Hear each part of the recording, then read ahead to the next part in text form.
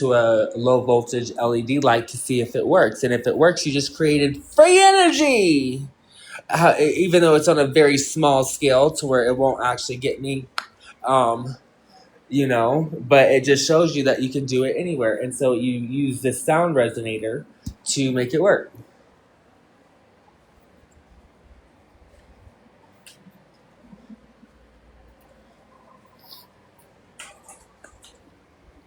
But yeah. What you looking at? Who's this Martin Luther? Because it ain't Martin Luther the one that what do you mean? Martin Luther's the one that he's translated the Bible from German. Oh yeah. Yeah. But that's what people want, is that original. Well, let's get that Globenberg Bible. Let's get that on there too. Can you check the page and see if there's any approvals that needed? Because I think I might have approved everything. No, that's the other site. And it's not published. It's just in the project, so I can still download it's in the database, everything, so I can just still natively download everything.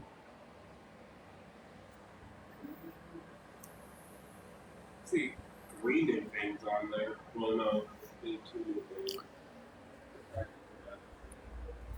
Oh yeah, no, that was horrible.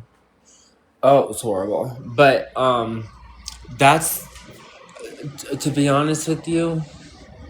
I had like 900 followers, like 8 days ago, and that's what kind of did everything, is because they saw in like real time what was going on, and like when everybody that had joined the site would watch, it almost became entertaining because they knew cyber attacks would keep happening, and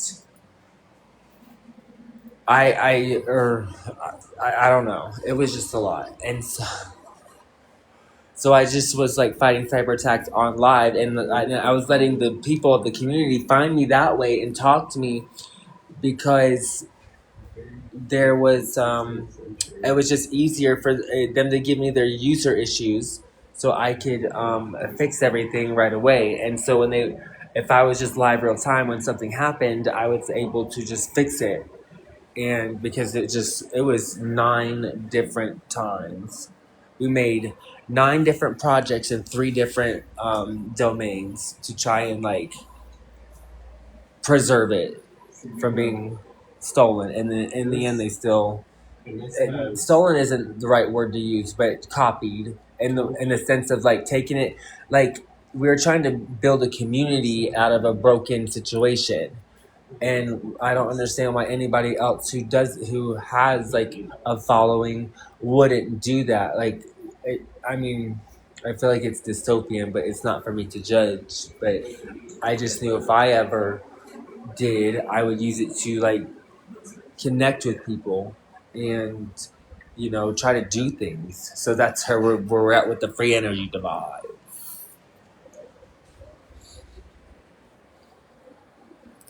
Oh, thank you for the follow. That's nice. Thank you.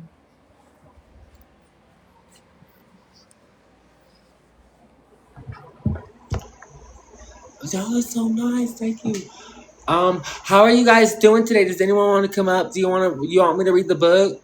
You want me to read okay, so if this is like if there's this many like followers, people follow me now from this live, you probably haven't read or heard from the book. Do you want me to start and just even read the introduction to you from the book? It's a $9,000 book. Okay. I got you, girl. I got you. Okay. I love the introduction. I'll read it a million times over. And I love teaching. And it's just... okay. Also, whoever's in here now, I just put the Nag Hammadi library. If you don't know what the Nag Hammadi is, it's the rarest Gnostic text. It was just found in 1945 in, what was it called? Nag Hammadi, Egypt. It was sealed away in a jar. And it has a whole bunch of lost books of the Bible that were in it. It was 13 volumes, I believe. And yeah, it's up for free. until it ain't. Until we get we just put it right back up. Right. Okay. So, introduction. Yeah, I was reading one of his other books. It was really good too. It is the one on how to win or whatever. Yeah, there's two. You, so this book that's $9,000. The author, he has more books. We got two of those two also on the side. And there's How to Win, and what was the other one? How to Win. I think there was one. The HP. No, it had something. It was something else about related to this book, but I can't remember the name of it. I think it was Secrets of the. No, that wasn't it. It had like a very similar name to this one. It didn't say Secrets. You're talking about Secrets of the Universe? No. Okay, never mind. I thought that's what you were going to talk about, because that one's on there too. For free. For free. So, okay, introduction. Oh,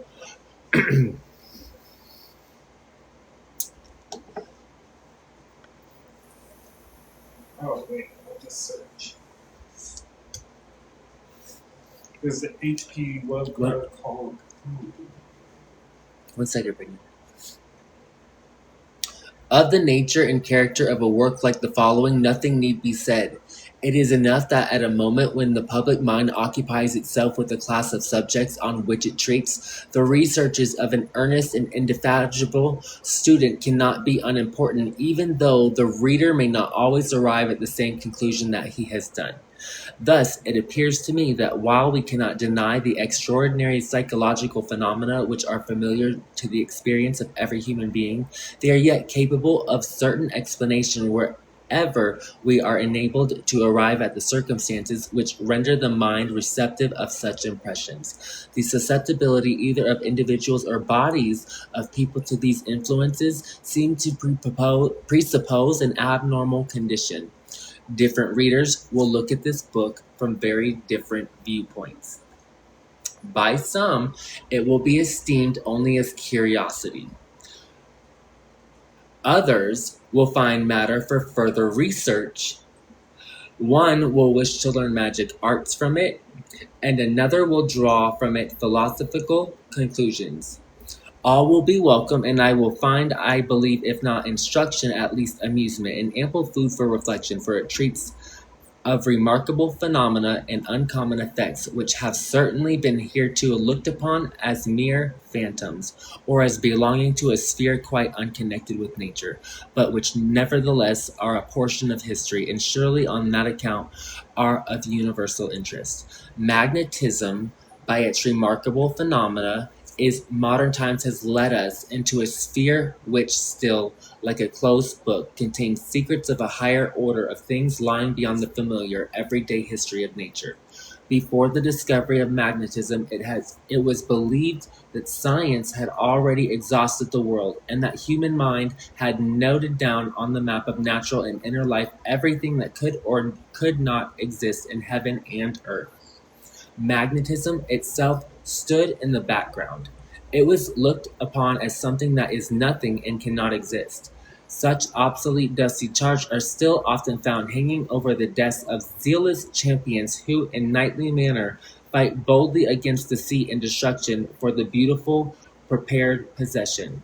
Now, however, magnetism, not content with its manifold wonders, leads the way back into the mysterious domain of exploded magic, gathers up old tales and long-forgotten laws of mysterious action from a transcendental world, which estimated on one hand the present standard of science as valueless, and on the other orthodox dogmas as the work of the devil. Whilst the former thus fears to be led back into the gloom of the mystical twilight of the past by such attempts as are described in this book, where only the phantasms of faith and miracle play their wild game, the latter resists boldly, in the anxious fear lest all miracles should cease to be miraculous. The contents of this book are, without reference to the above-mentioned contradictory motives, chiefly occupied with these mesmeric appearances which are formally called magic, and now magnetic. Now I'm going to pause here and help you understand something. We're going to break down both of those words.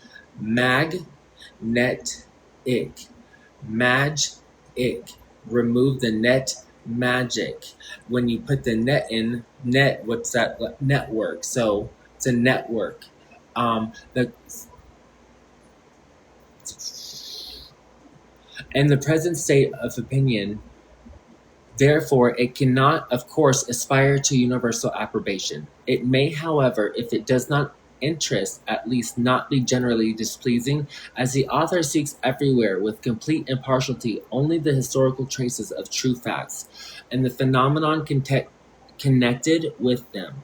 Compares these and endeavors to lead them back to certain laws of nature which in truth may be considered as something more than mere polluted pools or decayed pillars, and some which are discussed do not always bear the impress of infallible truth, or even in some principles on which they are based be not firmest.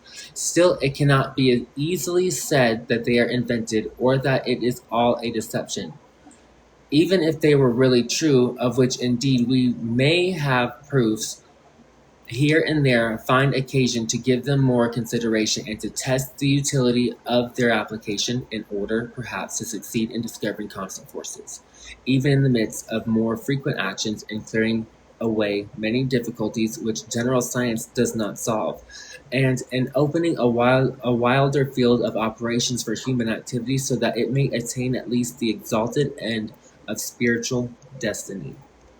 The author, for the last 18 years, mind you, it was written in 1895, has moved on the still uncultivated field of the wonderful phenomenon of magnetism.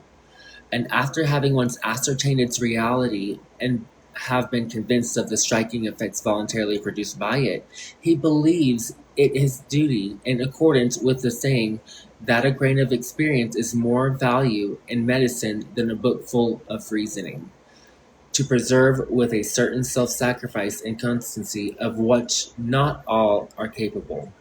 He considered his first necessary task to be the making of experiments for the discovery of a fixed law for these phenomena. As it soon appeared that such regularity really existed, the next thing required was to search in history for those similar mysterious phenomena which show a greater or less relation to those of magnetism.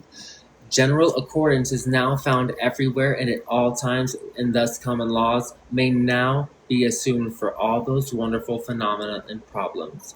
This justifies the axiom that all such remarkable phenomena as are in accordance with magnetism are, in general, true.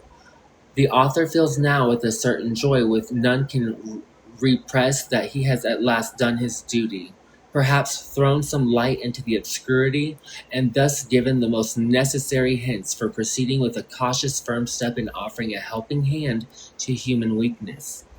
We make no pretense to being considered as an infallible teacher of science and philosophy.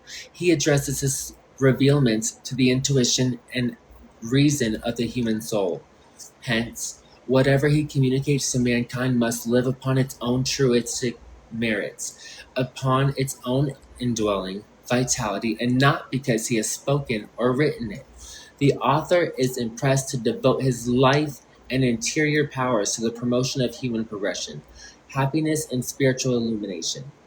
To obtain means and principles adequate to the accomplishment of these ends, he is impressed to search, as far as his abilities will merit, the natural, spiritual, and celestial departments of God's universal temple, and to reveal and suggest the proper application of such general truths as man's physical and spiritual organization requires in this his rudimental state of existence. Magnetism is capable of developing the inherent bright nature of man in its various parts, powers, and relations, which can then express itself in many ways in different degrees. The powers of magnetism lies in everyone, but there must exist the power combined with the wisdom to apply it. One of the important parts of this book is that wherein the author seeks to make plain the momentums part that magnetism plays in social life and that wonderful power, the good or ill that may follow from a knowledge of oneself, and the development of this power within them, or on the other hand, remaining in ignorance of that which is of such vital import in every phase of life and the rightful heritage of each one. How many unhappy homes could it make brightful joy and strength giving? How many lonely, desolate hearts might be brought up into a serene hopefulness and happiness, into a confident state of power which would lead them to a realization of all they can desire, into that perfect satisfaction in all that life affords, which is man's true growth and destiny. So little in reality stands in the way of one's accomplishing that which they desire, so little in reality changes the life current from that which has brought one into any undesirable condition to that which certainly and according to the fixed laws will lead one to peace, happiness, health, strength, and prosperity. That is a sin for anyone who cannot avail themselves of this knowledge and the power which it gives, an understanding of which can be no more than hinted in a work of this size.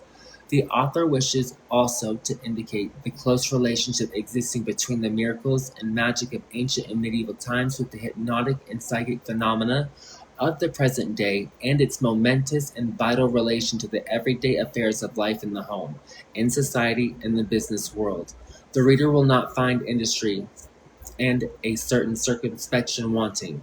By patient devotion, much has been done, as much at least as one individual has been able to accomplish. An ample library was necessary for the completion of this work, together with years of research and aid of friends, and without the rich treasures of the public library of this place and the gratefully acknowledged readiness of its superintendents, it could never have appeared in this extended form. The vision of science penetrated many fields of physical knowledge before it could lift the veil of the soul and survey the secret mechanism of mind and life. Yet here alone it found the laws of universal happiness. Magnetism found the laws of universal happiness. Here were the subtle forces which had moved man through the long procession of historic ages, and here were the mighty causes which must determine the future course and destiny of nations. The radiant paths of wisdom from every ancient and modern field of study all center in this temple of life. Man is himself the noblest subject of study as well as the most worthy of all students of nature. They solve all the great problems which concern the present happiness and the future destiny of man, and they bring all this within the range of such scientific truth as can be understood alike by all persons. All through the historic ages and among all civilized nations, we may find fragments of the truth which are united under the light of these laws into one clear system of life. The science of man opens a gate of paradise. It can alone make us read aright the lessons of past experience. It can alone interpret the magnificent visions of our future destiny. Science here lifts us from the feebleness of faith to the higher power of certain knowledge. It allies itself with religion. It gives eyes to faith and wings to art. It embodies and immortalizes all that is precious of the past inspirations and attainments. The most direct power of the truth stated in this book is found in the fact that they are precisely and clearly explain the phenomena of our inner and outer life. We have spoken largely of these things occult and have given a few rules for the information of the wise, some few most secret things being preserved by the author for his pupils only. This book forms a complete magical biography, being collected from the most ancient authors and worthily used for the knowledge he obtains from his labors. Therefore, my good friend that desires to accomplish these things, be persuaded first to apply thyself to understanding, then seeking knowledge with diligence, and thou shalt never regret having taken so good a resolution, but will enjoy a secret happiness and sincerity of mind which the world can never rob you of. wishing you every success imaginable in your studies and experiences, hoping that you will use the benefits that you receive to the honor of our Creator and to the profit of your neighbor. Remember our instructions to be silent. Talk only with those worthy of communication. Do not give pearls to swine. Be friendly with all, but not familiar with all. For many are, as the scriptures mention, wolves in sheep's clothing. Sincerely yours, L.H. Anderson. And that's the introduction.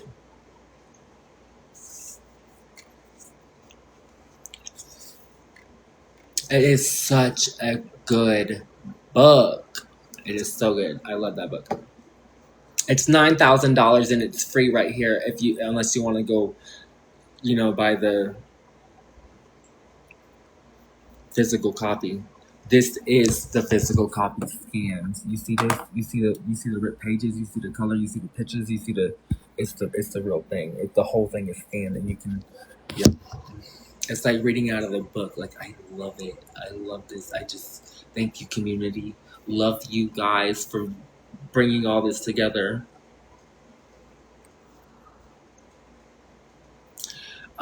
There's no copyright.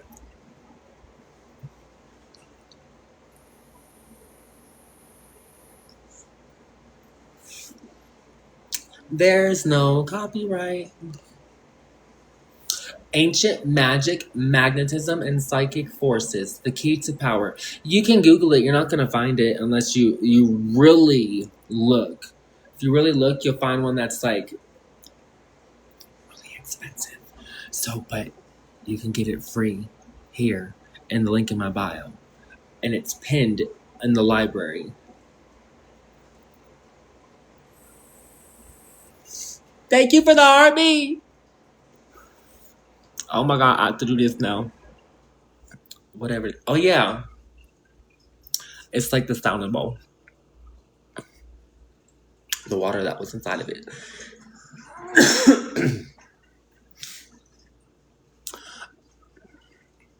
Oh yeah, no, you got it. I just added the Nag Hammadi library. Do you know what that is?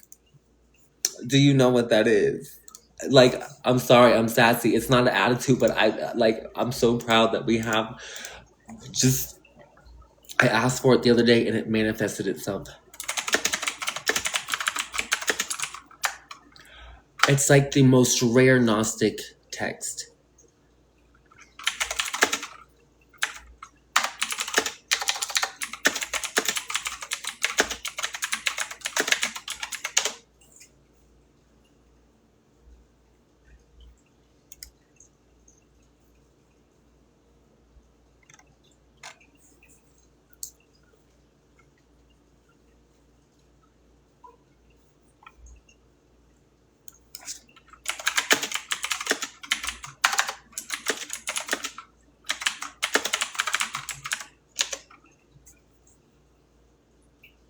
Yeah, it's completely unique and irreplaceable.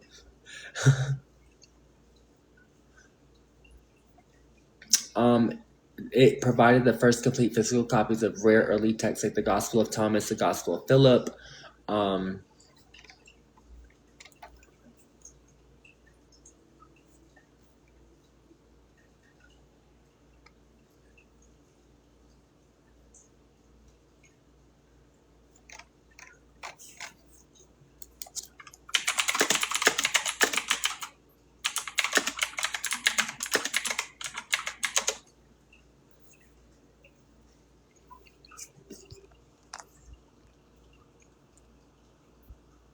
I'm sorry.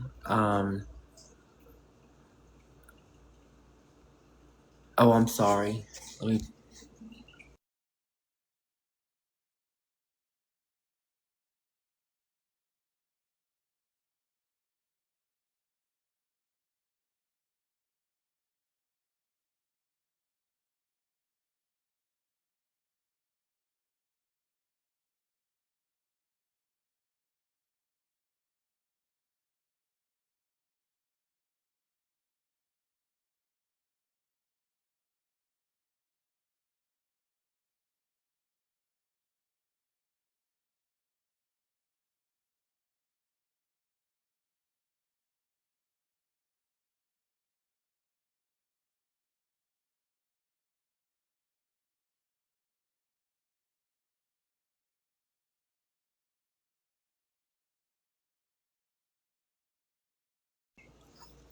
Hi. How are you? Hello. Thank you. Hello. Hi, Adela. Adelda, how are you?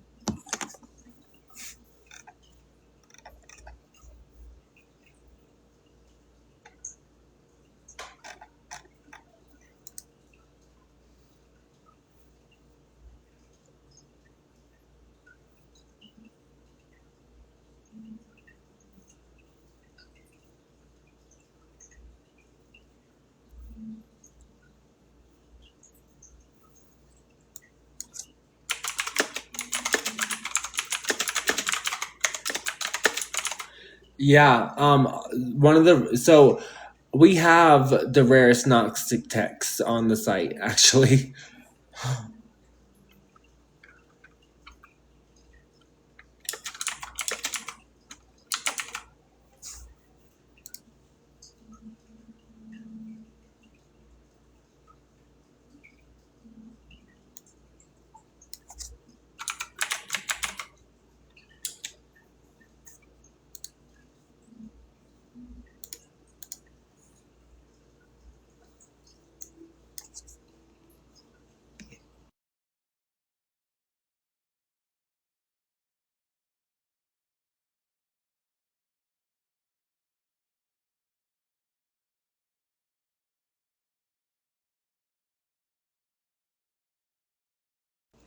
Okay, so I'm adding more books to the site that I think might be good additions.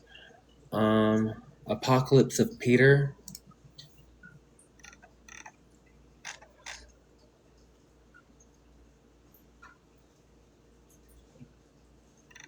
This looks. Oh,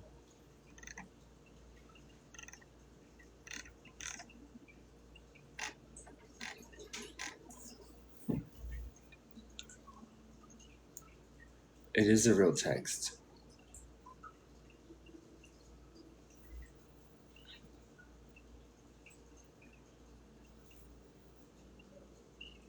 I've never heard of this book. Brennan, look. Apocalypse of Peter? Yeah. But there's also a Lost Gospel of Peter. We have that on the site. Yeah, there's 2 books of Peter that are missing.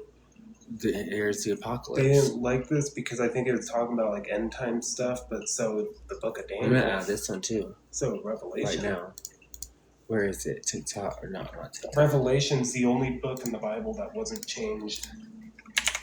TheHolyWord.net. It says in scriptures that this book is not be changed. We're gonna do Apocalypse of Peter.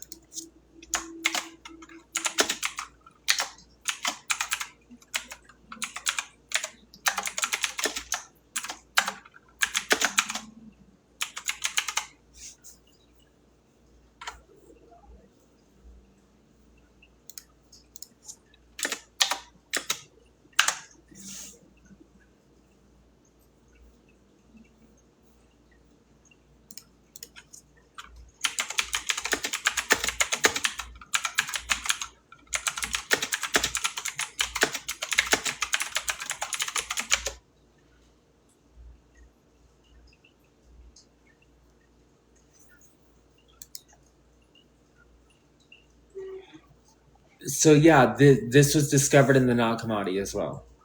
This is in the Nag Hammadi,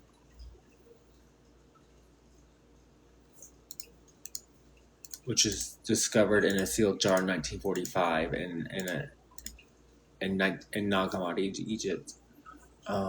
Where's the site?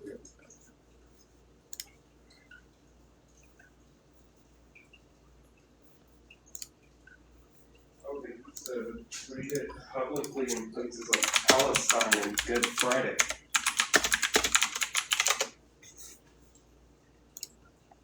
And it was lost to history for over a millennium until fragments of the Greek text were excavated in the Achaemenid, Egypt in 1886, followed by the Gnostic manuscript discovery in 1945. In 1945, that's when World War II ended. That's also when we did the big archaeological excavations through Egypt, and that's when we formed Israel as a nation.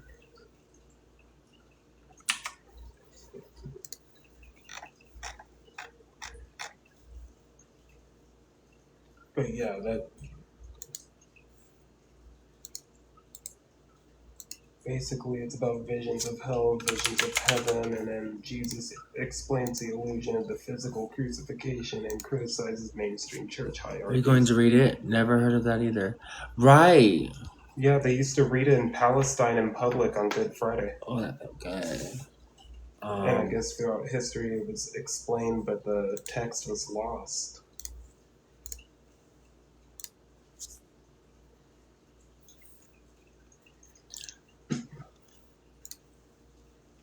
Apocalypse of Peter is ready.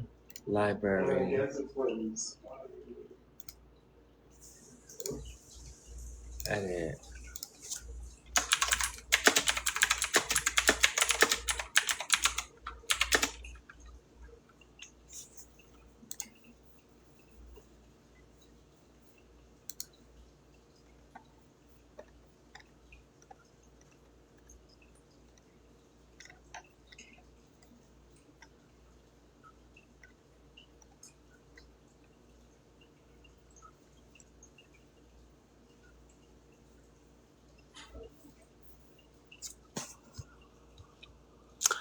How's everybody doing?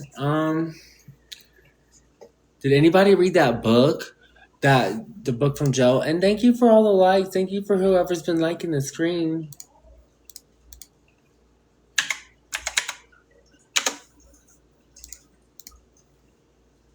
Mm-hmm.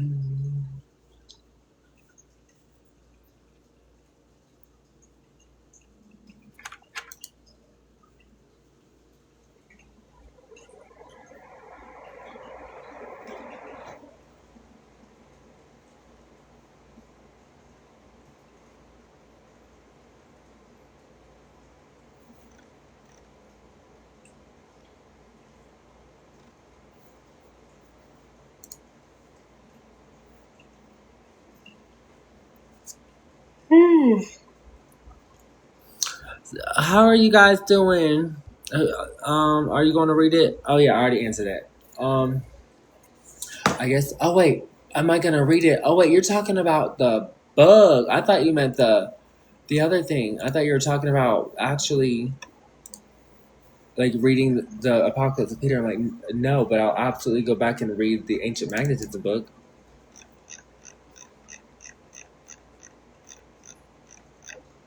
So I read the introduction, but I will get through chapter 1. Phenomena of Magnetism, chapter 1.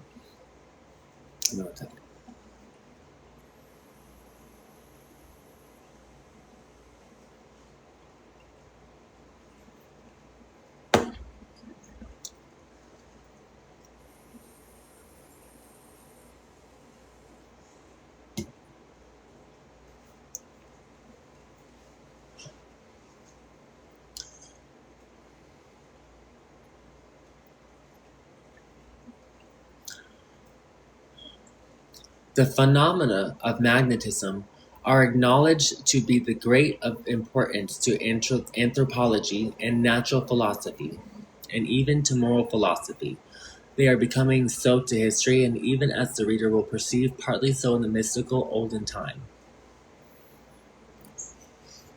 By far, the greater part of mankind lives on imagination, but even those who boast of knowledge and a higher mental cultivation, how few in their feelings and sufferings, in their doings and aspirings, raise themselves in the sea of life above the world of imagination. In the literary hero of romance among the scenes of the stage, there is no more original thought than in the persevering churchgoer. The great mass wishes to be devout and thinks that the glorification of God's name lies in miracles rather than natural action.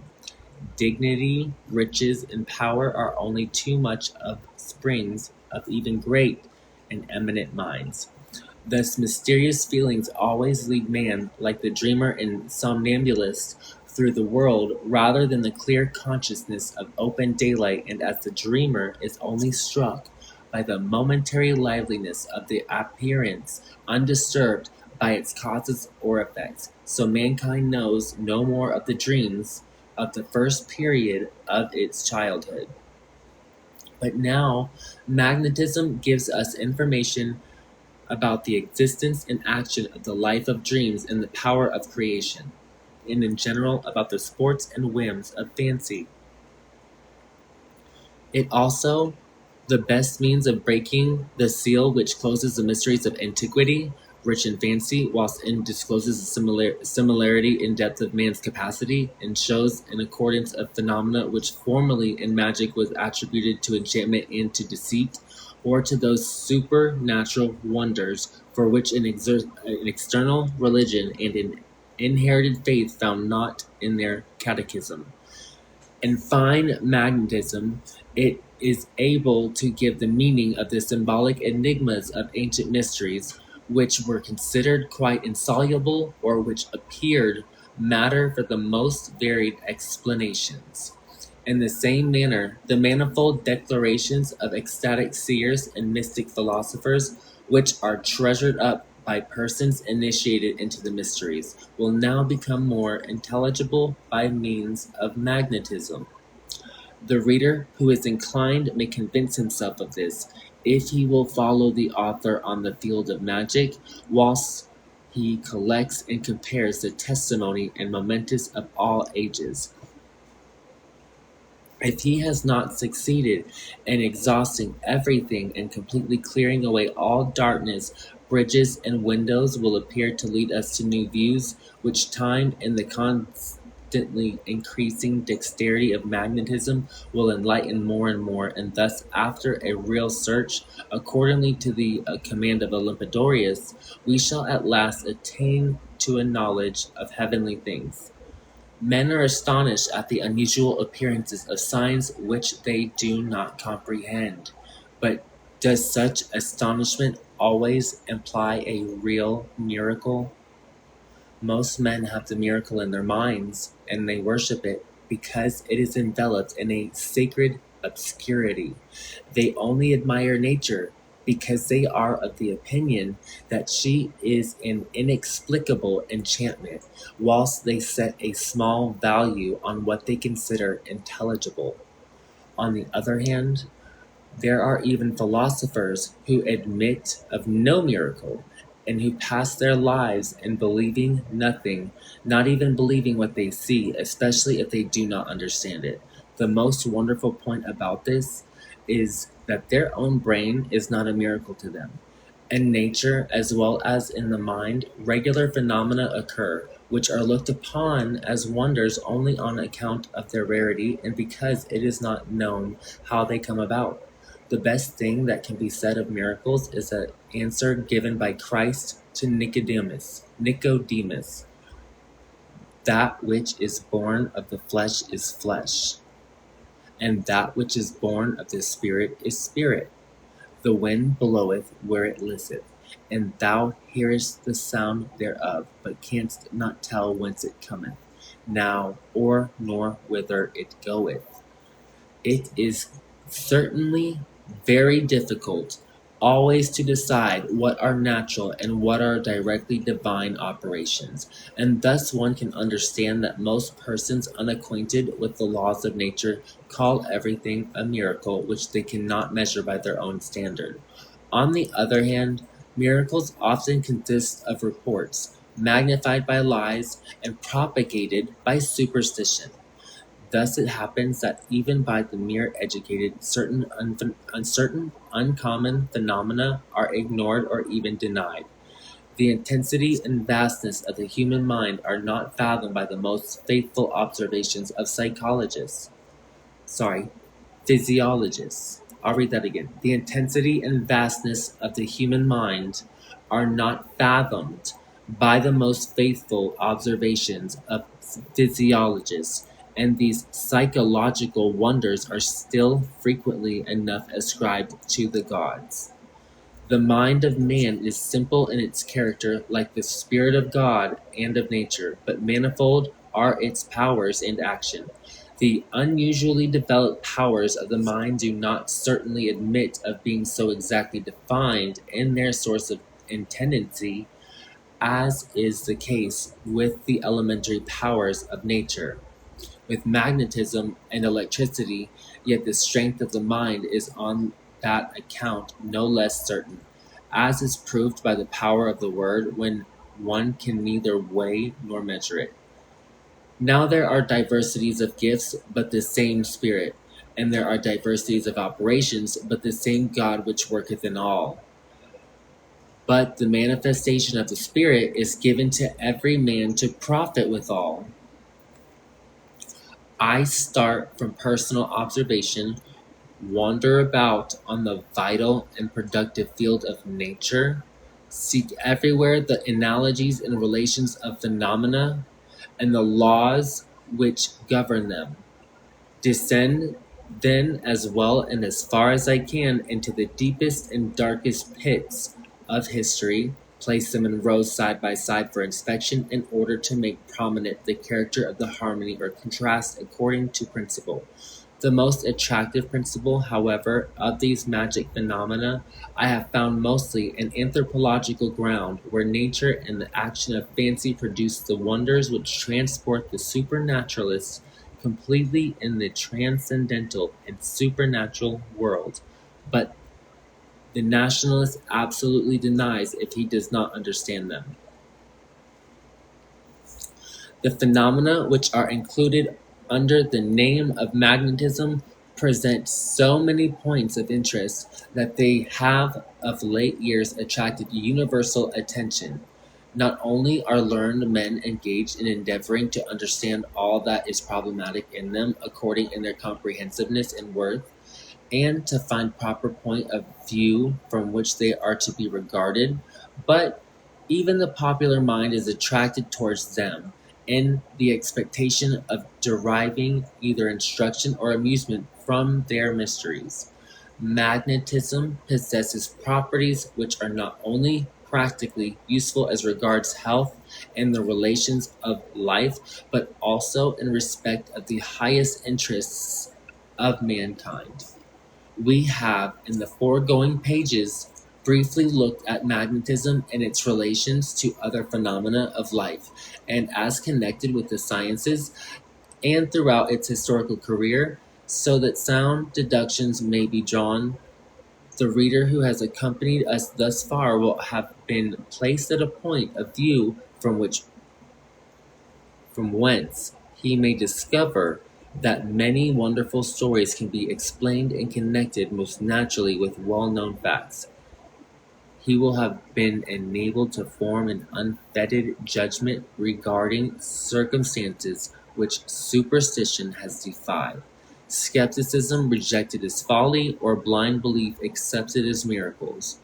Lastly, having compared together historical facts, it is possible that he may have discovered traces of a more extended universe than that of the senses or of worldly experience, and that in human nature lies thus germs of powers which are occasionally met with this earthly home, but which I'm going to read this whole sentence again because this is very important, and especially the last part, so make sure you're paying attention.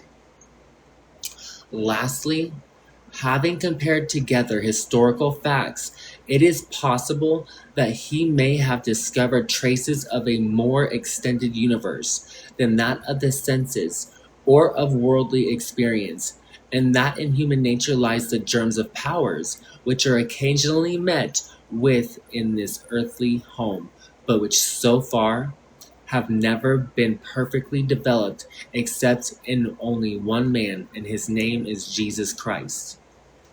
By animal magnetism, we understand those peculiar physical and psychological phenomena which are produced in other principally for the cure of diseases by a conscious mechanical influence. The mutual impression produced by living beings upon each other is merely a modified universal law of mutual impression, which has been designated natural magnetism. For this reason, Mesmer, its discoverer, called this artificial manner of producing it by analogous reasoning magnetism. By these means, we discover in animal magnetism a new medical science, or the art of healing and prevention of disease, not through a substance but by power, and a movement which, like sound in the air, light in the ether, appears to be endowed with a surpassing mobility. It is called animal magnetism because the animal part of man is the medium.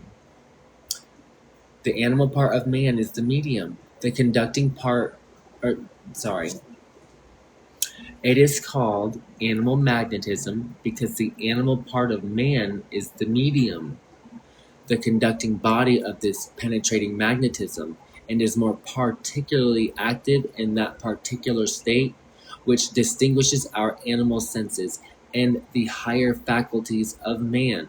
Magnetism has also been called life magnetism, and on account of its universal influence on human beings and mesmerism from its discoverer, which is perhaps the best designation for this new curative system found on his theories. Thank you so much, my brothers.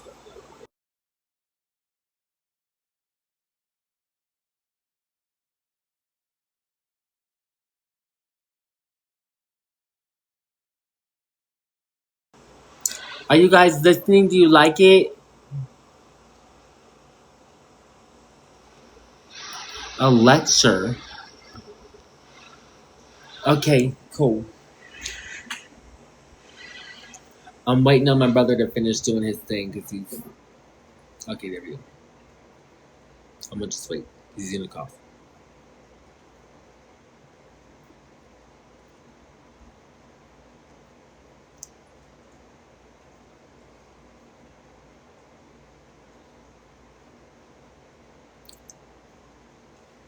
All right, so we got through what animal magnetism is. Animal magnetism is called animal magnetism because of its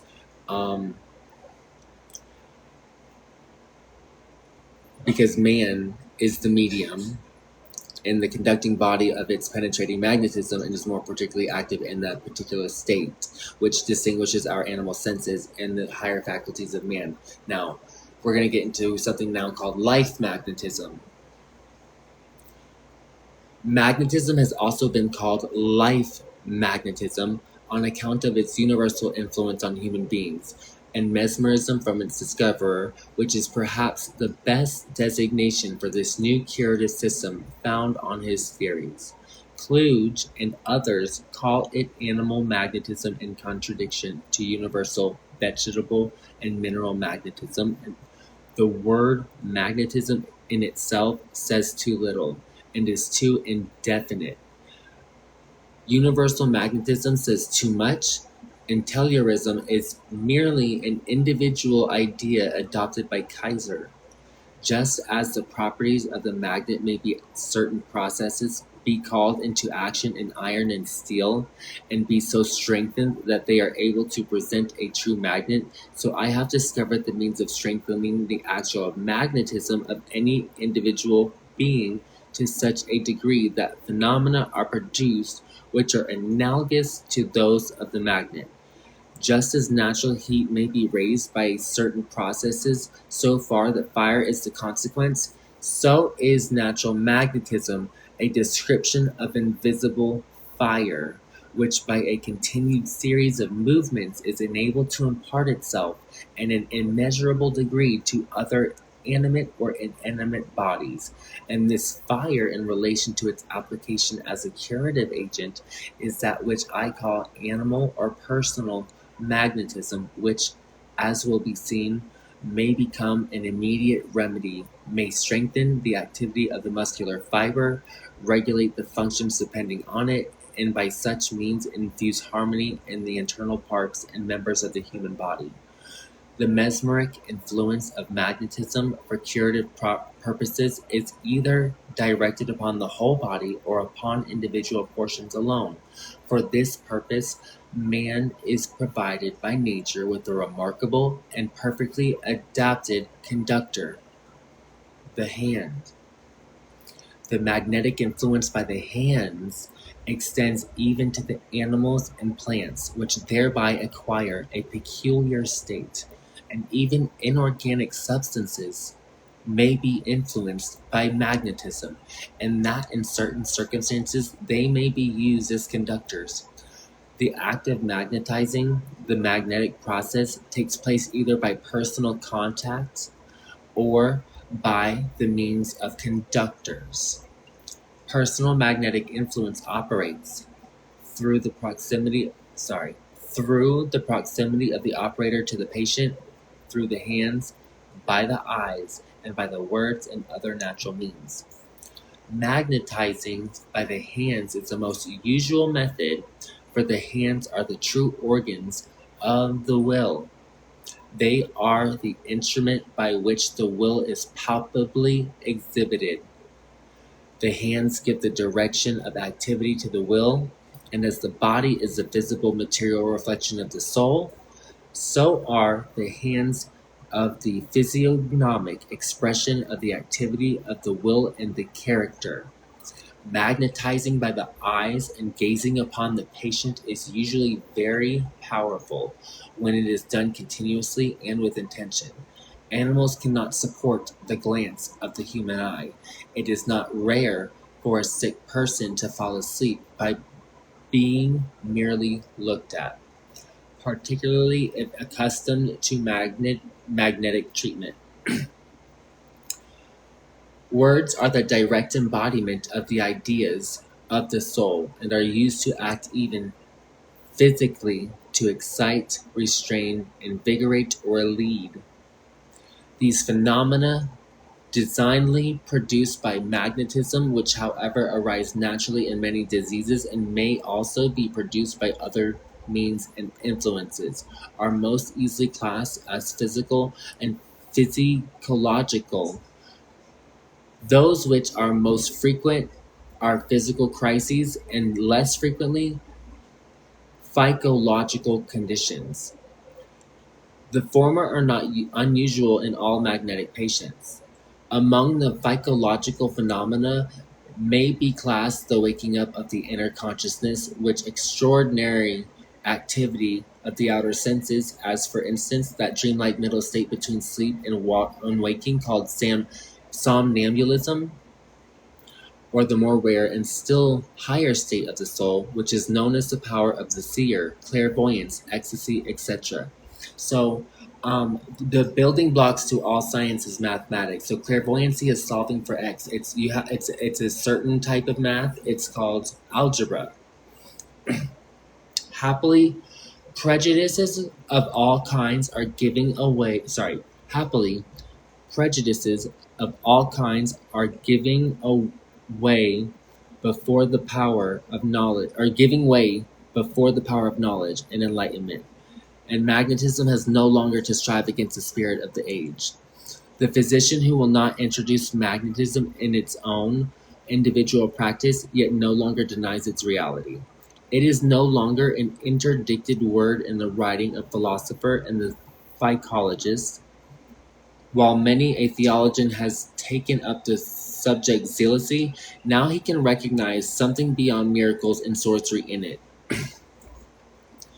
As he learned, if they are not altogether advocates of it, neither are they altogether opposed to it. Besides, the time is past when they consider the infallible judges of all unknown mysteries and higher truths. The advancing spirit of the age, and in an especial manner, the attention which is paid to the earnest study of natural philosophy, have given a new importance to the subject of magnetism. The veil which formerly enwrapped so many mysteries and enigmas is falling off by degrees, by means of the irresistible and rapid discoveries of physics and chemistry, of organology and anthropology.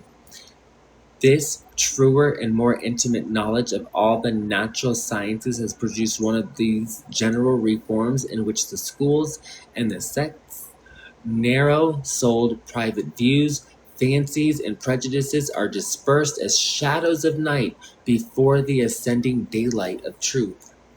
Magnetism is thus brought under the protection of science and general intelligence, of which it will become an active and useful agent. Magnetism is no new principle, it is an organic development of the powers inherent in man. No fresh human characteristic is revealed by it. For all organic development of the present time has its origin in the past from whence it has successfully sprung. Thus, magnetism is according to its nature as old as humanity, but it is different with the doctrine regarding magnetism. This may be new since the facts scattered throughout the course of history must be collected, must be compared with those of the present day, and a theory formed out of which a rational system of application may be obtained. It is no reason that because the history of magnetism as yet vibrates between contradictory opinions, between fact and appearance, that we should not seek out its physiological root from amidst the physical and psychological facts which everywhere abound. As concerns the historical facts of magnetism, people are now at all events convinced that that which occurs to the individual is common to the whole race, and that those kindred phenomena have never failed in any age or nation. Magnetism is therefore a historical fact. So that's the end of chapter 1. I'll get to chapter 2 in just a second. Let me take my tab. So it gets better and better and better. It gets into Egyptian magic. It gets into Jewish magic. It gets into Oriental magic. It goes through, and that's in the next chapter. It is so good.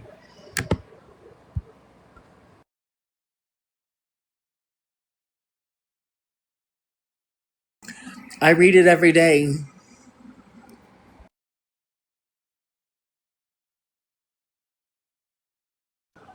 And so I took what I learned from this book, and now I am um, I'm making a free energy device. Not from like the book didn't tell me this, but like you can use information to just create whatever you want. And so we're gonna take sound resonation and do it in a way that it's not been done before. I've already bought all the parts. I got the capacitors and stuff here, but I didn't get. There's still the piezoelectric pieces that have to arrive. And so once that happens, then we can actually test it and make sure it works. But if it works, it's free energy. And then all it needs to be done is engineering and to make it better.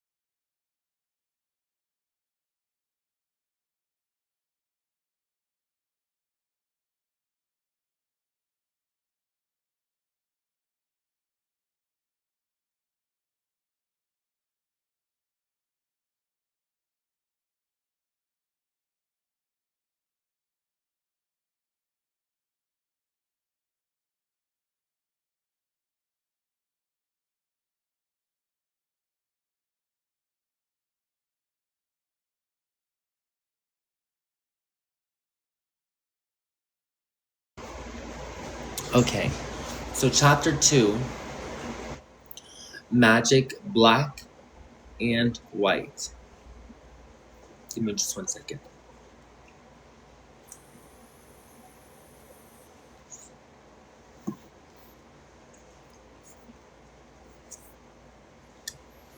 Man may become, by the assistance and cooperation of spiritual powers and capacities of his higher divine origin, capable of higher sphere of activity, within as well as without himself, which gives him dominion over his own and over surrounding nature. In this sense, Pythagoras and his disciples were, at a later period, considered as teachers of good and wise magic. The lower or black magic, however, originated in the early times, and man becoming conscious of his unusual powers and without knowing their boundaries was easily inclined to ascribe them to foreign and supernatural influences, to demons, and according to his nature, he would use them for good or evil purposes, either deceived himself or as magicians deceiving others. That magic, descended by tradition from the early ages, is shown everywhere by the primitive records of the human race and is so intimately connected with the nature of man that we can only feel surprised that we learned should doubt it. Sorry, we should only feel surprised that the learned should doubt it and think it requisite to ascribe everything to myths, as if tradition had no firmer or deeper foundation. Although we do not associate with magic the gypsy art of reading the hand and the science of making gold or discovering the philosopher's stone, yet it compromises much more than which the reason of sensible person might allow to pass unquestioned or reject as pure nonsense and absurdity. And this is that wonderful power of material means.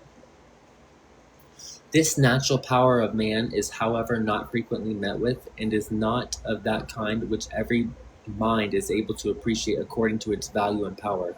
The knowledge of such rare phenomena and their causes could therefore, in remote times, only be known to the highest of sages and rulers, who preserve it among their secret learning and transmitted it to their children under the secret cloak of religion, with which all secrets were covered. In the black art, man does not remain a passive instrument of evil spirits, but is an active and working agent.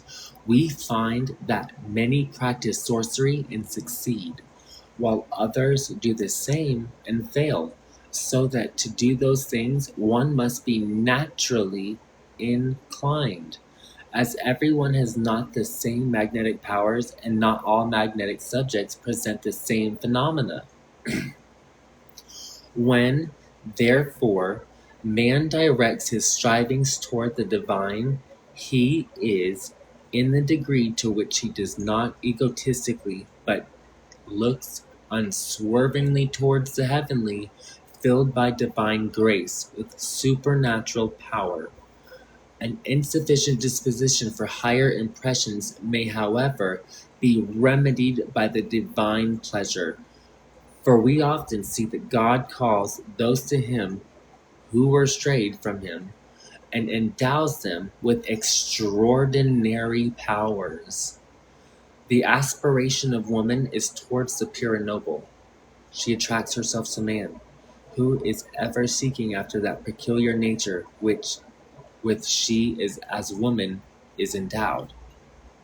And this she does not in order to retain him in a lower sphere, but to ascend him within to ascend with him into a higher.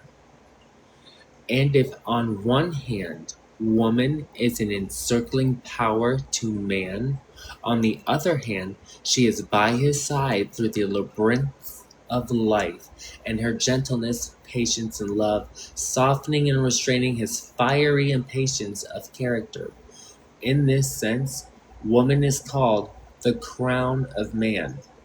High as is the destiny of woman, yet she has a closer affinity to the night side of the nature than man, and is especially exposed to temptation, deceit, curiosity, indiscretion, the desire to enslave man by her charms, and to see the creations of her imagination realized are the shadow-like, and incline her to the study and practice of occult knowledge.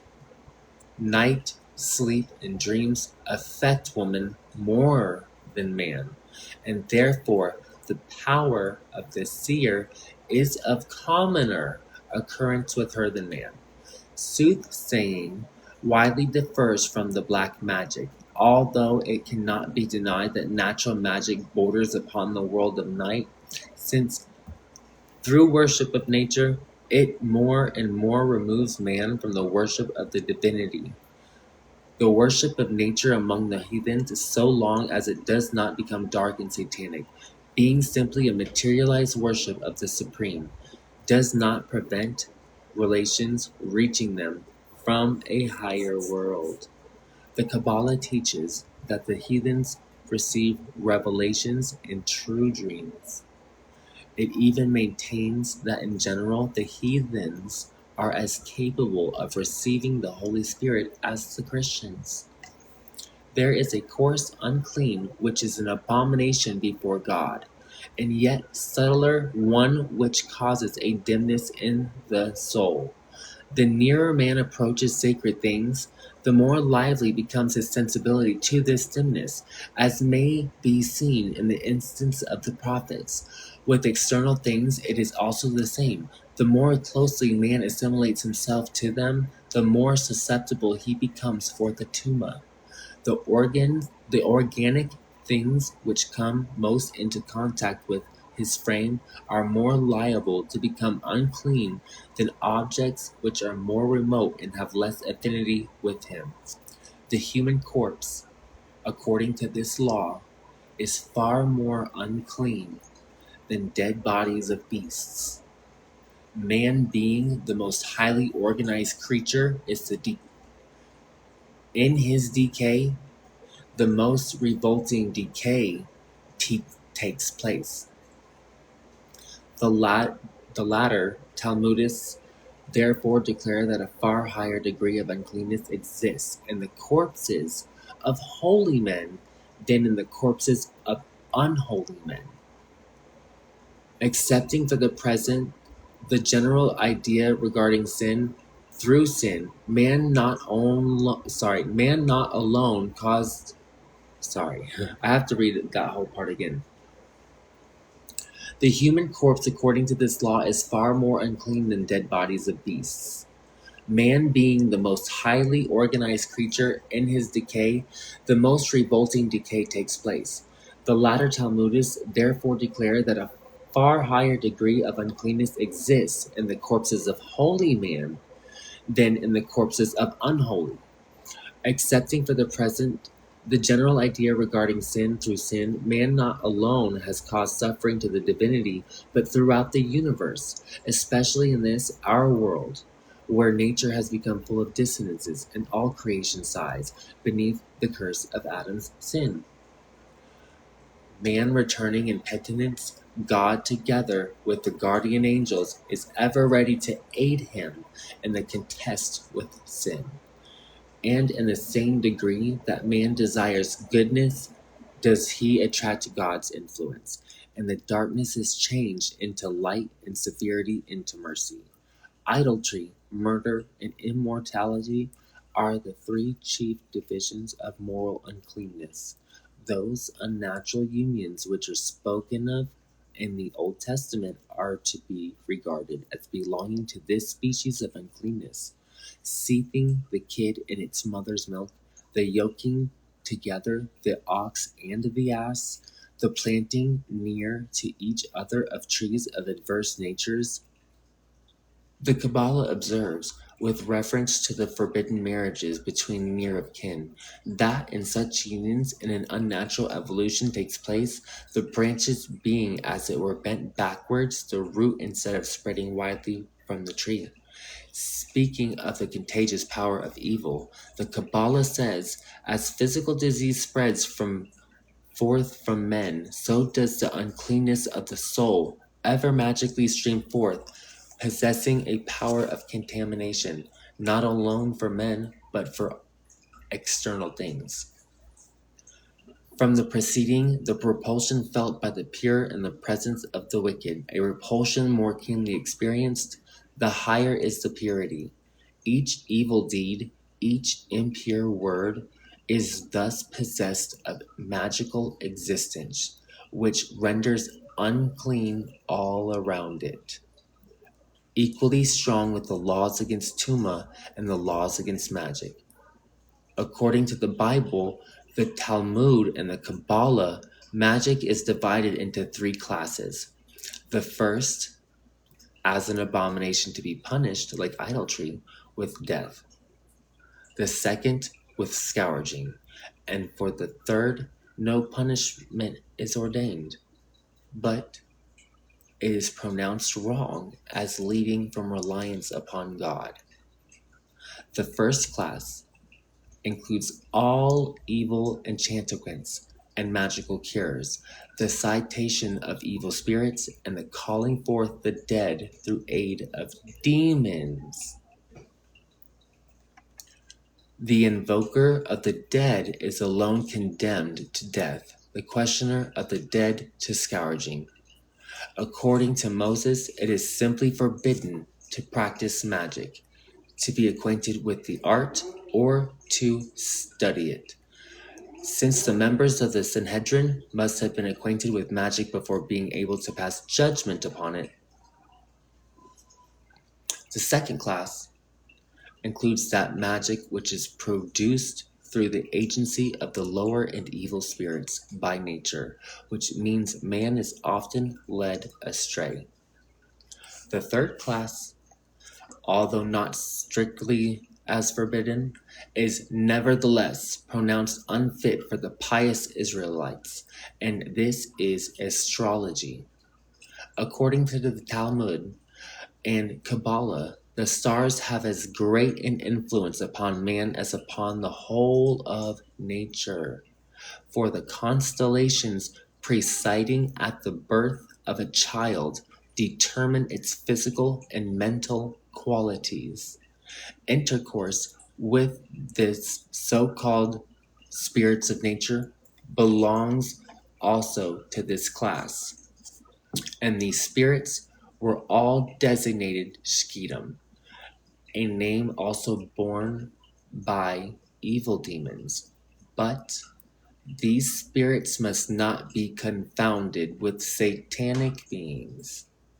The foregoing, which includes some extracts from Molitor's writings, are sufficient to give the contents of this Kabbalah with regard to magic, which it treats of in all its ramifications, containing that which become Christian mysticism and the magic of the Middle Ages. Also, it contains much regarding what we now designate animal magnetism, and that was chapter 2. I'm not following this up to die. You want me to keep reading?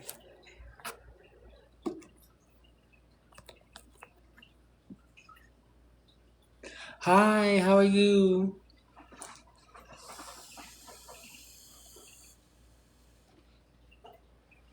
Damn, this thing did too. Yes, please. Oh, absolutely. So, chapter 3. Dreams, visions, and the true magic. Visions arise from more than a mere introversion or from groundless appearances. It is generally believed they arise from a direct inward seeing, and, in a more extended view, an activity of the fancy and independent of the outer senses. The difference between a seer and a poet, who often mutually exchange characters, is this.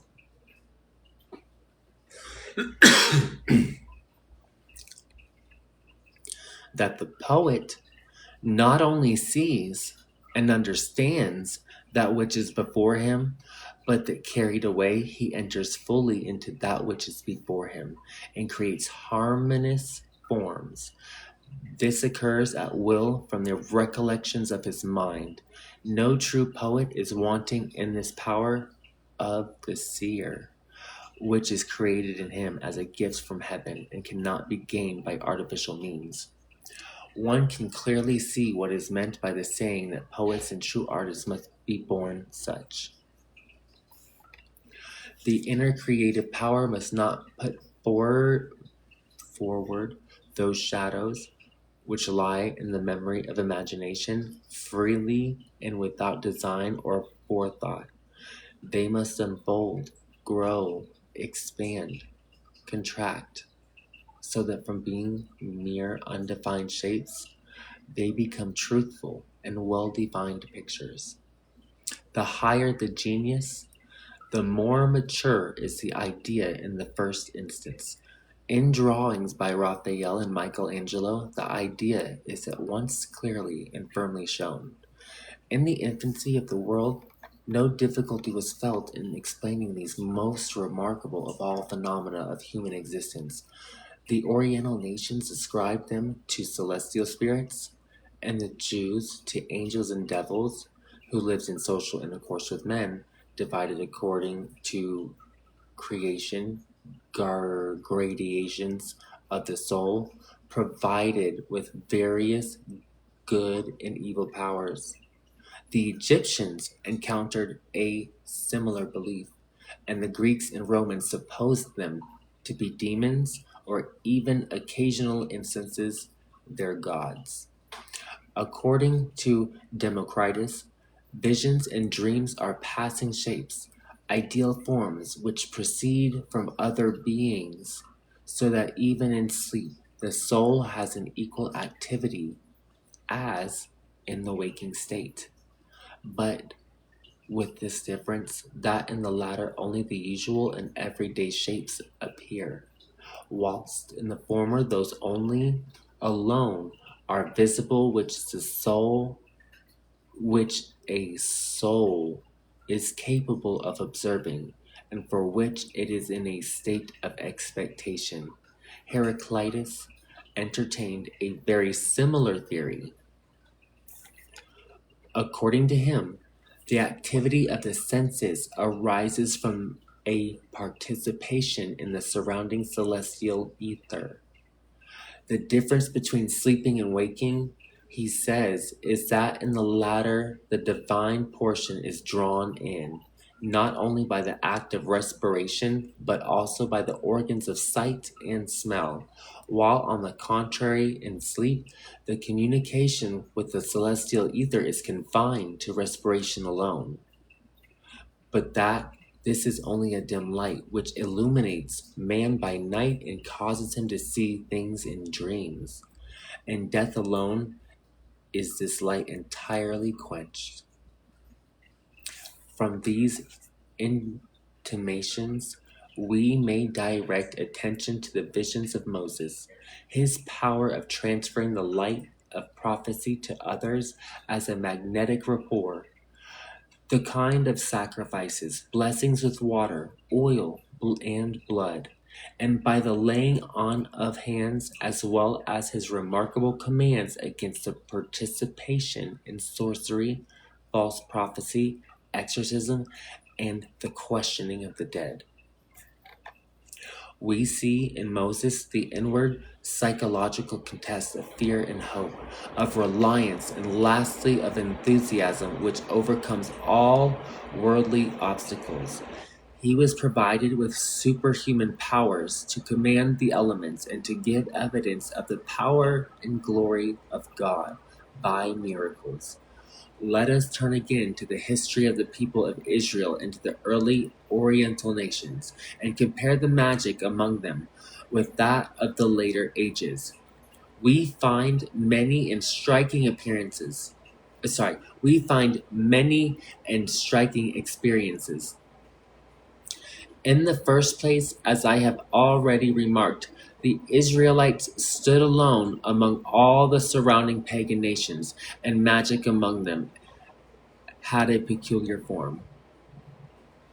For although the Jews had spent so long a time in Egypt, they carried with them but little of its magic, that is, of the real theurgic magical arts, which are perfected by natural powers and human inventions.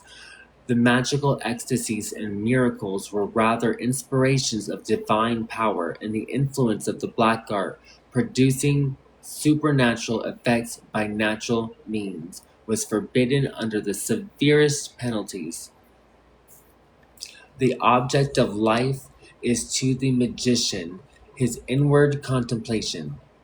The true prophet lives in faith and not in visions. Historians and philosophers of modern times have regarded the ecstatic phenomena of Israelitish prophets, and especially of the apostles, as identical with magnetism clairvoyance.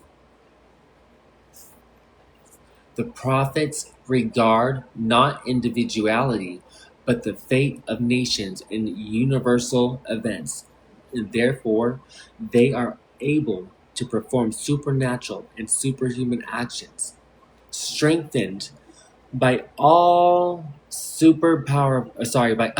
by all powerful influence of their will and faith. I'm gonna read that again. I'm sorry, I probably distracted somebody. The prophets regard not individuality, but the fate of nations and universal events, and therefore they are able to perform supernatural and superhuman actions, strengthened by all powerful influence of their will and faith, as well upon their own bodies as upon others, and over all outward nature in its temporal and local boundaries. Sudden conversions and changes of belief, immediate cures of difficult and tedious complaints, warnings of threatening dangers, and assistance to those requiring it at a distance, comfort and strength in a trial and suffering are proofs of this divine higher power. The happiness of peace and the glory of paradise are only revealed by the divine word, and to participate in this, the human mind must acquire two virtues: humility and obedience to the law, and superhuman hope of reaching the goal beyond earthly existence. If, however, man gains through his reconciliation and return to God and his truly Christian life the powers which our Savior promised to all his followers, namely to handle serpents, heal the sick, and cast out devils, and this in the same degree in which the Savior did it himself.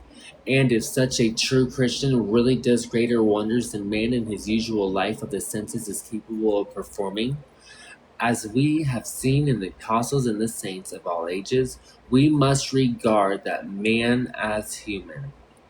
We must regard that man as human. I have already spoken at length of the Christian manner of healing the sick, and I again revert to it from the fact that the actions of Christ and his apostles bear peculiarly on our subject.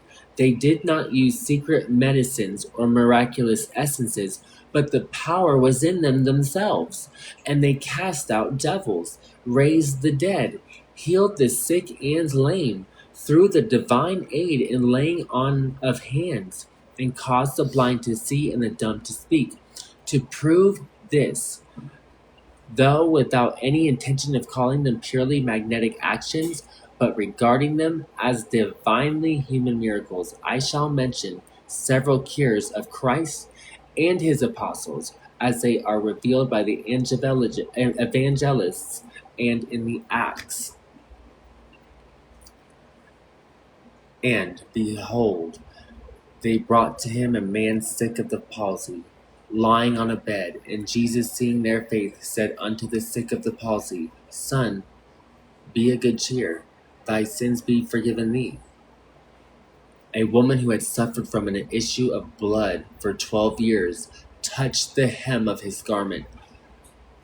For said she within herself, If I may touch his garment, I shall be whole. But Jesus turned him about, and when he saw her, he said, Daughter, be of good comfort, thy faith hath made thee whole. The man with a withered hand was healed through the words, Stretch forth thine hand. And he stretched it forth, and it was restored whole like as the other. The lunatic who fell into the fire, and the water could not be healed by his disciples. But when Jesus rebuked the devil, he departed out of him, and the child was cured from that very hour.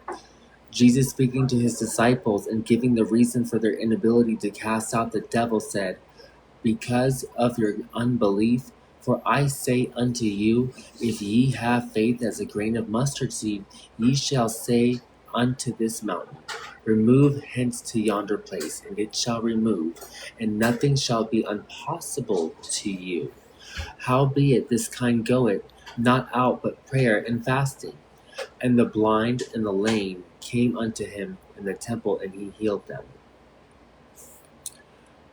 Next scripture, So here's another. So I keep saying, I don't keep referencing that. It gives me the Bible verse, but I don't reference it. So here's another one, and this is Luke. Now when the sun was setting, all they that had any sick with diverse diseases brought them unto him, and he laid his hands on every one of them and healed them. Now the next one is also in Luke. And behold, there was a woman which had a spirit of infirmity 18 years, and was bowed together, and could in no wise lift herself up. And when Jesus saw her, he called her to him, and said unto her, Woman, thou art loosed from thine infirmity. And he laid his hands on her, and immediately she was straight and glorified God. And the next one is John. The man who had an infirmity 38 years, whom no one carried into the water of the pool of Bethesda, was healed by the words, Rise, take up thy bed, and walk. In another accord. In a still more remarkable manner, St. Mark relates the cure of a blind man by Christ. And he cometh to Bethsaida, and he come to Bethsaida, and they bring a blind man unto him, and besought him to touch him. And he took the blind man by the hand, and led him out of the town. And when he spit upon his eyes and put his hands upon them, he asked if he saw aught. And he looked up and said, I see men as trees walking. So it didn't fully work. After that, he put his hands again upon his eyes and made him look up. And he was restored and saw every man clearly. Of the same description are the miracles of St. Paul. This is another accord, who, powerful in spirit and action, deserves here also our admiration. And there sat a certain man at Lysteria, impotent in his feet, being a cripple from his mother's womb, who had never walked. The same heard Paul speak, who steadfastly beholding him and perceiving that he had faith to be healed, said in a loud voice, Stand upright on thy feet. And he leaped and walked. Healing in the biblical sense deserves in many respects some attention, and we find in it not only something magical, but because the biblical healings are often looked upon as the only true ones. The principles of this manner of cure are described in the following manner in various sentences and teachings of the Bible.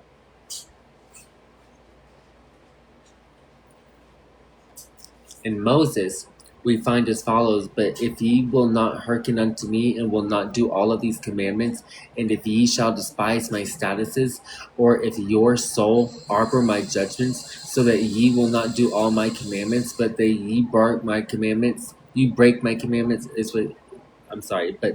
that ye break my commandments, I also will do this unto you. I will appoint over you terrors, consumption, and the burning ague that shall consume the eyes and cause sorrow of heart. Jesus, the son of Sirach, says, My son, in thy sickness, reading the Bible text is a little bit, it's from going from way the book is written to where it's like paraphrasing the Bible. It's a little different because it goes from like correct English to ye if if stuff if. So I'm like, okay, if and it makes me I think I can't. Oh my god, y'all be talking and I'm not saying nothing. Yeah, tostadas. Yeah, yeah. Gracias anymore. So, what do you guys think so far? Yes, I literally got kicked up ass for awakening. Found myself coming back unwell. Was crazy. What happened? I don't understand. I don't understand.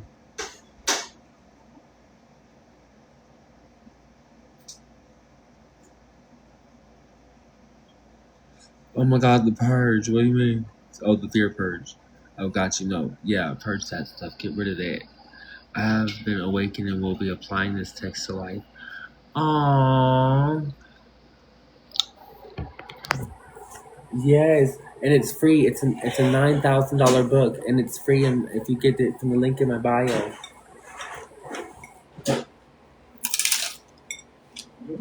Mm-hmm. Gracias.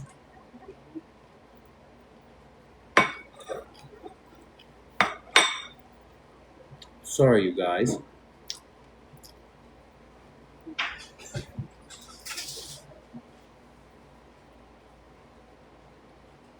I didn't want to turn it down.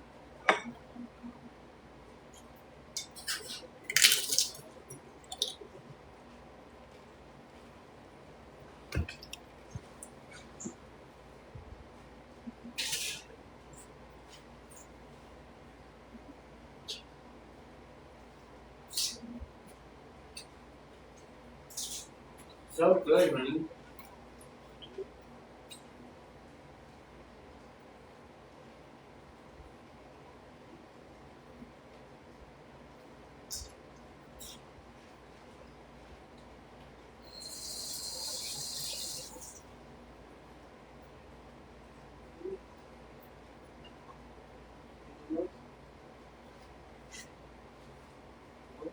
Love you.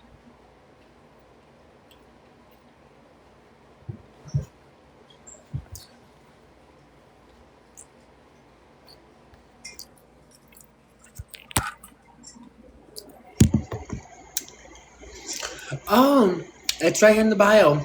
If you go here, go to theholyword.net. Either way, how you want to do it, you can just click a button in my bio. But you go there, hit browse library, and it's pinned. It should be the second pinned book. It's called Joe's. I titled it on the website because how everybody was looking for it was because of a man named Joe. So I put Joe's book, Ancient Magic, Magnetism, and Psychic Forces is what it's called. It was written in 1895 by L.H. Anderson. It's $9,000 for a physical copy.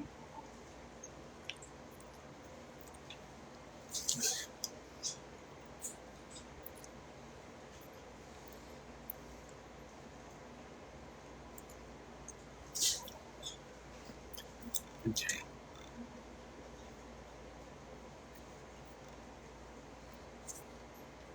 However, I'm going to finish this chapter. It's almost done. However, the analogies and the phenomena of prophecy, as well as the manipulation,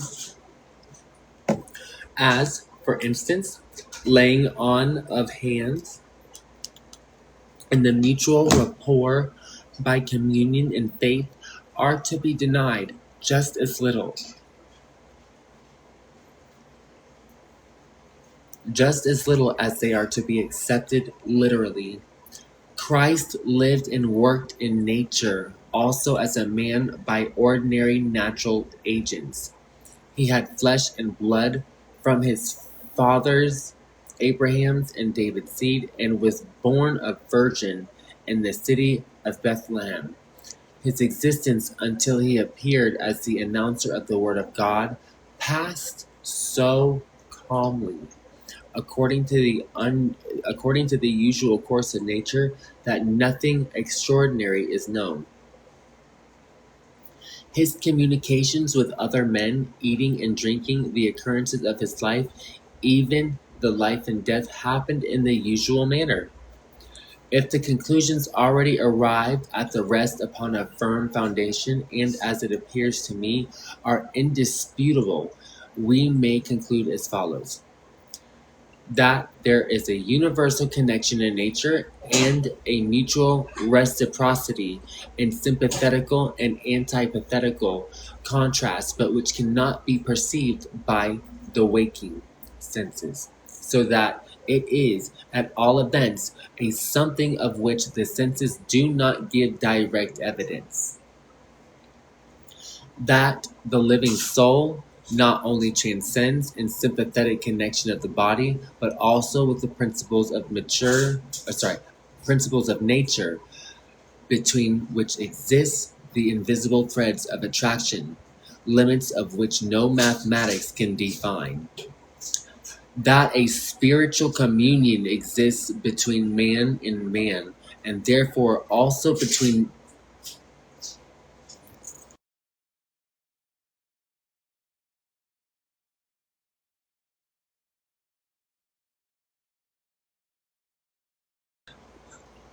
Please, just time me. That is spiritual communion. So it's listing. I'm sorry if you haven't held on to what it's doing. It's listing.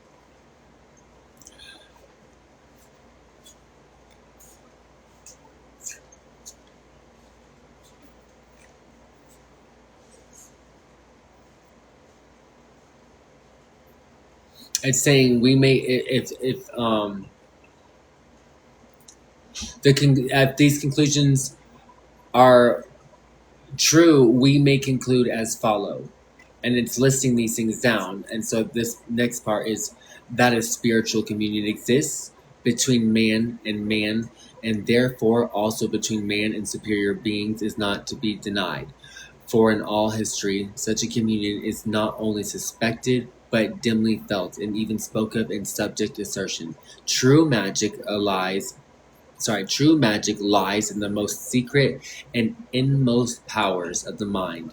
Our spiritual nature is still, as it were, barred within us. All spiritual wonders in the end become but wonders of our own minds. In magnetism lies the key to unlock the future science of magic, to fertilize the growing germs and cultivated fields of knowledge and reveal the wonders of the creative mind. That's the end of that chapter. Now I'm going to go and just bring up this point. Okay, let's break up the word magnetism. Magic. Okay, magnetic. Mag net ick ick. Remove the net. Magic. Put the net in. What does net represent? It's a network, and it's put in between to join in the prefix and the suffix mag and ick. Magnetic. And so that's the end of chapter 2.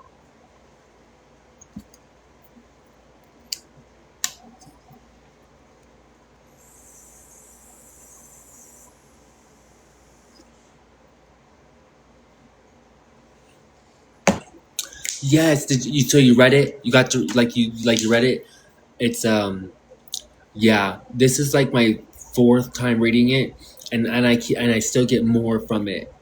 And but I won't say I get more from it now. I will say that I already know it's coming, so it's easier to read out to others. It's almost like teaching, which I've done before, but it's I love doing this. I love just reading and making others aware of this. And so you'll get into in the introduction of this, it's a sin to not avail yourself to this knowledge. And if you Do you give gratitude to the Creator and enrich it with thy neighbor? So that's what I'm doing. I'm enriching it with thy neighbor. And it's really cool. And it's nice. And we're making a free energy device.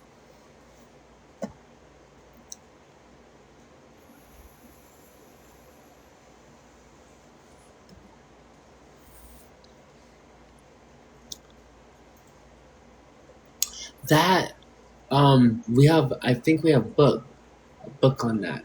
I know it's in chapters. I know it's a part of many books, but I think there's a specific book on it. I think even this book has a chapter. I haven't read through this whole book. I'm now in chapter 7 for myself. Mm-hmm.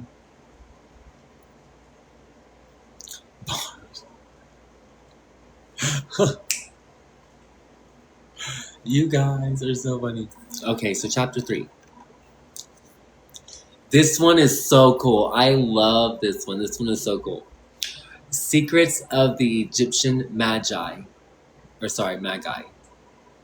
Oh yeah, there was the end. So I'm gonna show you. There was the end in chapter 3 or chapter 2 that I didn't see. So when you let me remove these effects, boom. So when you are looking here, this is the end, but there's also a quote here. And I'll read it to you. It is open to all who will not set their minds stubbornly against new ideas. Those who are so stubborn cannot be blamed. Their minds and their present condition cannot at once be changed to new ideas. And then I will put that this thing, because my brother walked around and doesn't.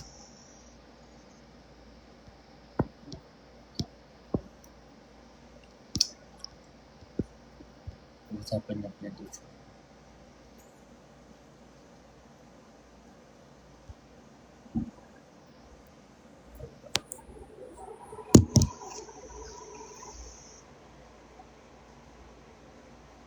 Yep. This is girl. Right. Oh my god.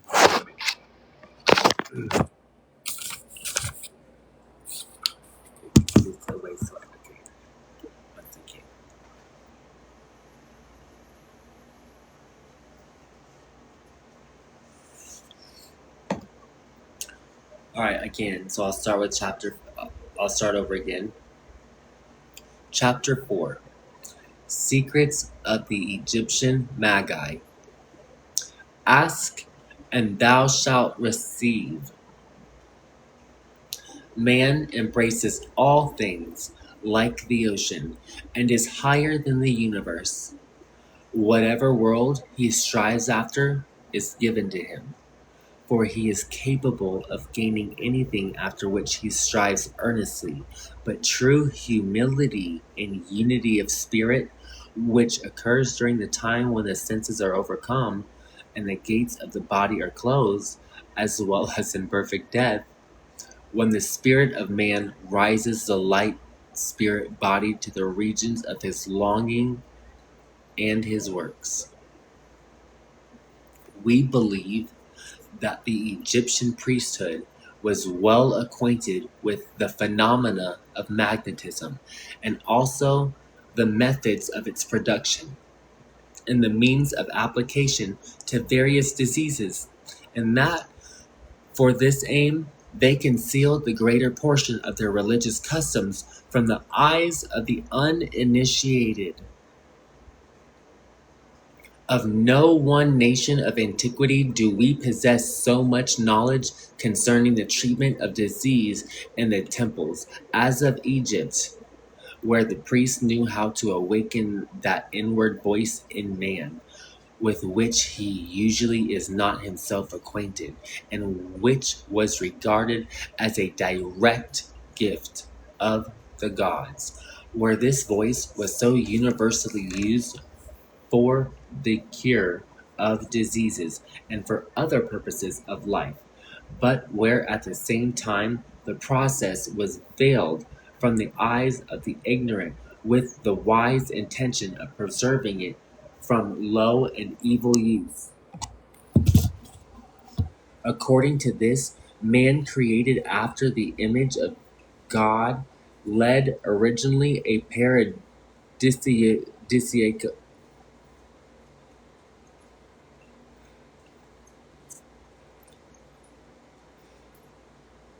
Okay, so according to this, man created after the image of God led originally a life of paradise at peace with him, at peace with himself. He lived in harmony with the whole of nature and in perfect clairvoyance.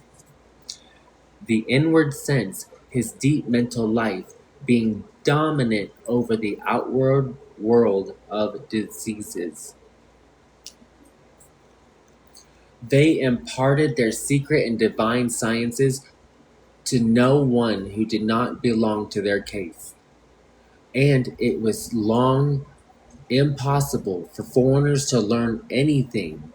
It was only in later times that a few strangers were permitted to enter the initiation after many severe preparations and trials. According to Imblicus, Pythagoras spent 22 years in Egypt learning the sacred sciences and customs. In this manner, several more were gradually admitted and their secrets more or less revealed, but so mixed with Grecian fables that the truth was almost wholly lost. The highest healing power, which acts not through palpable means, but by the aid of the will, was practiced by the priests of the highest rank. They were soothsayers and sages and knew how to produce many supernatural effects, magic. Their mode of life was strict, and their first law, purity. By day and by night they were obliged to wash twice. Their garments were of cotton or linen, and their shoes were made from the papyrus. Their food consisted principally of vegetables, but also occasionally of flesh, but which was first inspected by properly authorized persons, and being found healthy and sound, was marked by a peculiar seal, for they knew their eruptions, various diseases of the eyes, and other ailments arise from bad food. Pork they only ate once a month at full moon. Fish, particularly sea fish, were also forbidden to them. Among vegetable productions, they refused shell fruit and onions. The first, from the fact that Plutarch believed they contain too much nourishment and injure thy digestion. The latter because they excite thirst. The priests possessed no small knowledge of physic. Their procedure was certainly very simple, and confined itself to general rules. They were not acquainted with the enormous number of fluids, gases, mineral poisons, salts, earthly and vegetable poisons, which are known to us, and probably were no worse off than we, with whole sacks, barrels, and measures full of remedies. Their medical substances were, according to Isocrates, very simple, and there was no danger in their use, for they could be taken as food. Strabo also says in his account of Moses that it is easy to perceive prophetic dreams from the divinity in the temple, from a virtuous and righteous mode of life, while persons of the opposite character hope for them in vain. Concerning that which passed within the temples and of the manner in which the sick were treated, we have but fragmentary accounts, for, as to the uninitiated, the entrance was forbidden, and the initiated kept their vows. Even the Greeks, who were admitted to the temples, have been silent concerning the secrets, and have only here and there betrayed portions. Jablonski says that but few chosen priests were admitted into the sanctum, and that admission was scarcely ever permitted to strangers, even under the severest regulations. When, however, we collect all traces which remain from various sources concerning the Egyptians, we gain certain conviction that the treatment of the sick and the phenomena of the oracles were exactly similar to our magnetic somnambulism. We have, however, historical evidence of the preparation of the sick, secondly, of the temple sleep, and the appearances connected with it, and thirdly, of the treatment of the sick, partly indirect account, indirect memorials in pictures and hieroglyphics. The preparation by fasting, bathing, purification, anointing, and friction, by prayers and songs in praise of the god, the sacred ceremonies in darkness, occasionally musical tones, the impressive sacrifices were calculated as much to produce a harmonic state of the body, to calm its excitability, as to incline the mind to expectation and veneration. As in the interior of the temples, there were not alone bare walls, but magnificent paintings and decorations, baths, gardens, walks of water, and everywhere the deepest silence, as moreover the mode of touch and manipulation exactly resembles that of the present day. It is clear that all circumstances were highly favorable to the magnetic sleep. The sleepers were attended by priests in rooms set apart, and we find representations of them placing their hands on the head and on the stomach or on the back. We may here give all that has historical interest for us concerning the importance of the hand, and among the Egyptians we find, before all others, not mere traces and dubious hints, but certain accounts of the use to which they put the hand, and its signification in general. Some consideration of this subject may give us certain views concerning their magical treatment and help to explain in some degree the celebrated Egyptian mysteries.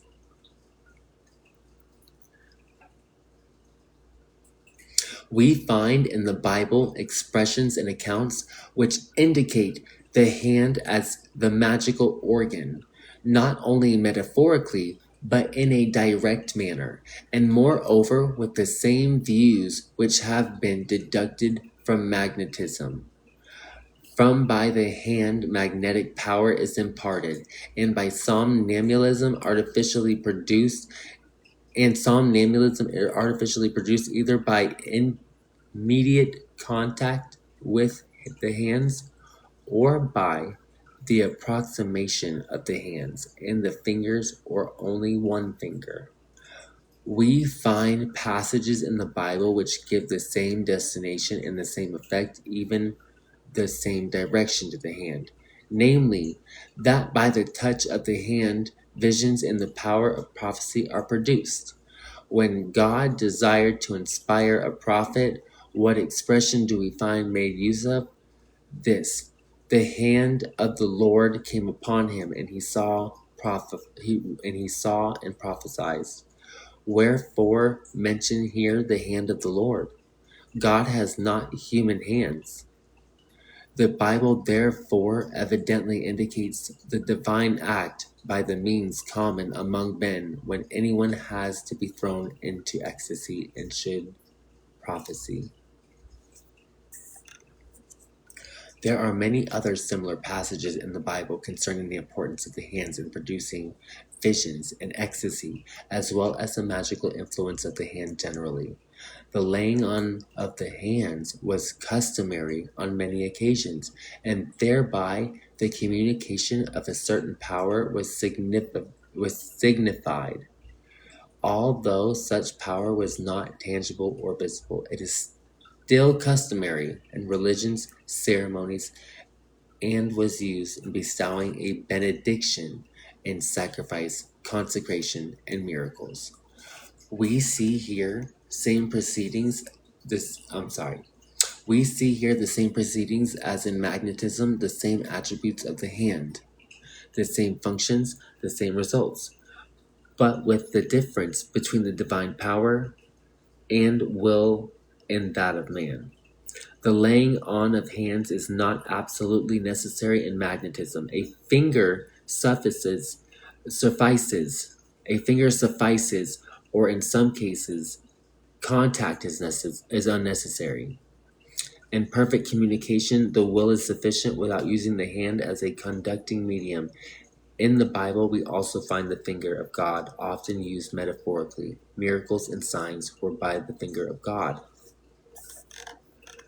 So I'm getting tired. I'm going to take a pause, but you guys, I'm on page 52 in this book. If you want to download it, you can in my Bible and pick up where I left off for free. If you want to hit the notification, hit my profile, and hit the notification bell for when I go live again, so you get a notification. I hope you guys have a great night, and if you have any questions or anything about the free energy device, you can ask me now or in my DMs. Any questions?